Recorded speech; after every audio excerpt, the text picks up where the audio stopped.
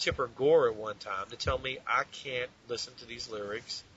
I'm an adult, and I can distinguish the difference. And if a person is unbalanced and can't tell the difference, then they need to be locked up. But they don't. You don't need to stop some things from happening. You don't need. It doesn't need to be regulated. No, yeah. no. Honestly, I don't get into watching torture porn all the time, guys. There's only so much I can see of. Like Hostel. First Hostel, interesting, not bad. It's pretty good.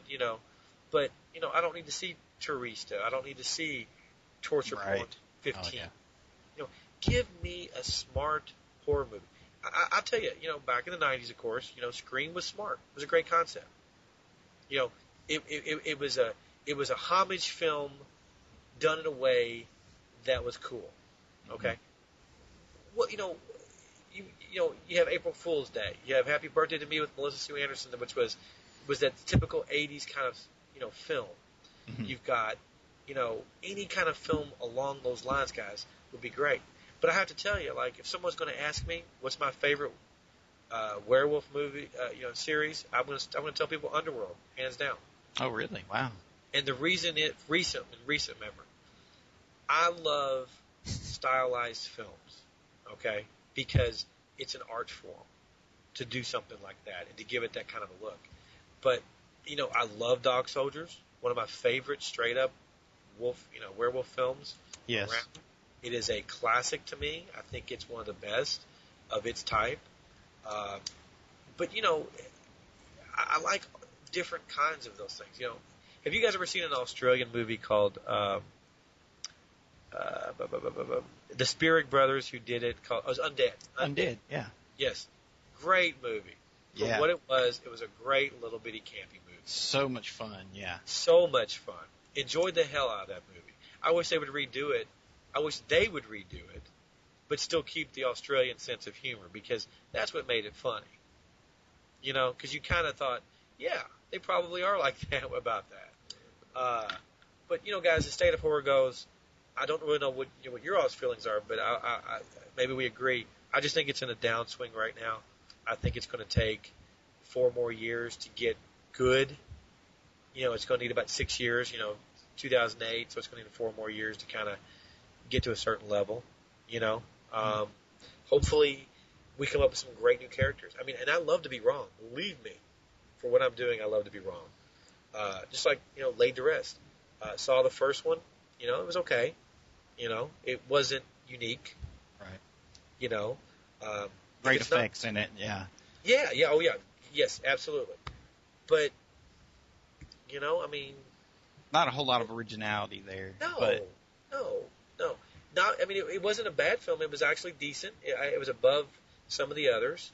Now they got the newest one, Chrome Skull, and a friend of mine worked with Brian Austin Green, who's in that, and I was trying to work on getting him out to the show to promote for Laid to Rest. So we'll see what happens, and hopefully it something like that happens. But if you guys can just keep plugging away and telling people like Lionsgate, Anchor Bay, and studios to, quit rehashing things. We know you're scared, but take $5 million and go after the most creative young minds in horror and give them $5 million to make a horror film. Okay, yeah, exactly. That's a lot of money for a creative mind. Oh yeah. $5 million to mutantville.com is all it would take. Yeah, you just write that check. So if you're hearing us, studios, $5 million to Mutantville, you spell it MUTANTV. Make the check out. Lots of zeros. No, but you guys keep up doing what you're doing. Keep encouraging the rest of us. Get your all's behinds back to Fright Night Fandom Fest. We are. We'll be there. What the hell's going on? Make new friends. Party like there's no tomorrow, but at the same time, come. Make this a gathering for you guys. Think of ways to bring some things to the table that you can check out of the. I want people to check out of the world for 3 days. Absolutely. That's what I do. That's it. That was something that Heather Langenkamp said last year. She loved being at the convention because she was just away from everything else in the world, all of her worries, Yes. all the problems, and she was just there, like with a big family, a big group of friends, and just enjoying herself for 3 days. And she was awesome. She had a blast. She drank a little bit. Love her for that. She had a great time. Basically, she is a normal woman. She's a mom, and I told her I admired her for that she's not an ass like other people in the industry. She said there's no reason to be that way. She's great, and I would recommend her to anybody. Heather Langenkamp is a dream, a doll to work with, and if I wasn't married and she wasn't married, I'd be asking that. She's a beautiful young lady inside and out. We really appreciated her and Amanda Weiss and Lisa Wilcox. They were awesome together. So we loved them. And if I could have them back every year, I'd have them back every year. So it was a great show, and I definitely recommend that everyone check out the Fright Night Film Fest. It's definitely worth the time, worth the travel that you put into it, worth the money. Thanks, guys. I appreciate your all support. Yeah. So much fun with it. And to tie it all together, what we were talking about with modern horror, we recently shot a video where we talked to a lot of North Carolina horror filmmakers, and we all discussed this topic. And we all basically agreed that, the mainstream is in kind of a downturn. There are things there that if you go out, when they come out and you support them, that we can keep things alive, like Paranormal Activity, that series, or, Piranha coming out, or Splice, which was actually my favorite of the year. I just love the whole Cronenbergian feel of it. But you know what? I agree with you. It is definitely a Cronenberg feel. I'm going to tell you what I think. I wish that the ending of it wasn't so subtle. Mm-hmm. That's my only complaint about that film. Otherwise, I really loved that actress. I thought that she performed amazingly well under the given demands that they asked her to. I mean, she was wow, expressive, beautiful. I mean, even though it was a creature, it was still stunning. It was amazing. It was, It was. You really felt for the creature. Yes, you felt for it as a character and as a character. Human. And it really was a phenomenally well. I was looking so forward to it. I just wanted a little more from the ending. I just wanted something besides that simpleness of a letdown for me. I wanted just something a little bit more. And I know the director wanted to do a couple things different, but the studio didn't want him to do it. So, which is a shame. But it's still a good movie, yes, I have to say. Definitely. But like we were saying, it all comes down to the fans that are becoming filmmakers that are taking their love of the genre into the indie level.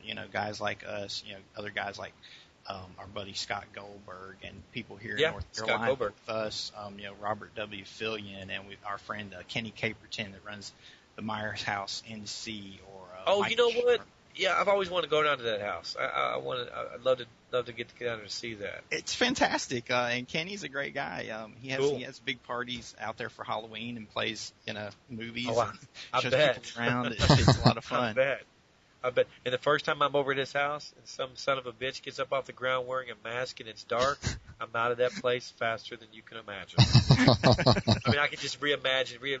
The bedroom has that scene and he pops up from the bed. My ass is out.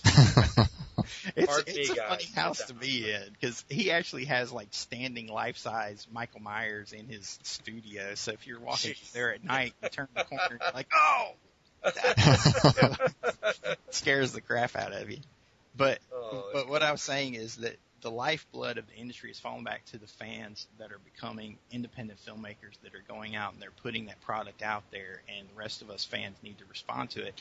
And Absolutely. Your part as a promoter is you're giving us a venue to show the movies at your festival, at your convention, and to reach out to everyone else. And that's how it happens at the grassroots level, where people get exposed to something they've never seen and they get to see those new ideas and really react to it and tell their friends and fellow fans about it. And that's what it's all about. Well, maybe we can tell the fans to go to a couple of websites and definitely do that, support that. And if they could go to www.frightnightfilmfest.com or www.fandomfest.com. And fandom is FANDOMFEST.com. Either frightnightfilmfest.com or fandomfest.com. Of course, Fright Night if you want to get straight horror, and Fandom Fest if you want to get the combination of both, where you get some of the other people coming that you don't see on the other website. But it's one price for the whole thing, so you get it. It's two great shows in one, and it's bigger and better than ever before, and loaded with a lot of programming. And Mutantville is going to be there, so absolutely. Yep, looking forward to it. Thank you so much, Ken. We really look forward to seeing you at this year's Fright Night Film Fest, and we had an amazing time last year with Roger Corman. It created some very special memories for us, talking Definitely. to him and hanging out with our fellow fans there, and we can't wait to see what memories we create this year. Well, just guys, it's memories for me, and I'm creating new friends with you guys and new friends all the time, and people that as the time goes by, I get a chance to really hang out more with, and I'm looking forward to that. So I'll definitely look forward to seeing you guys this year.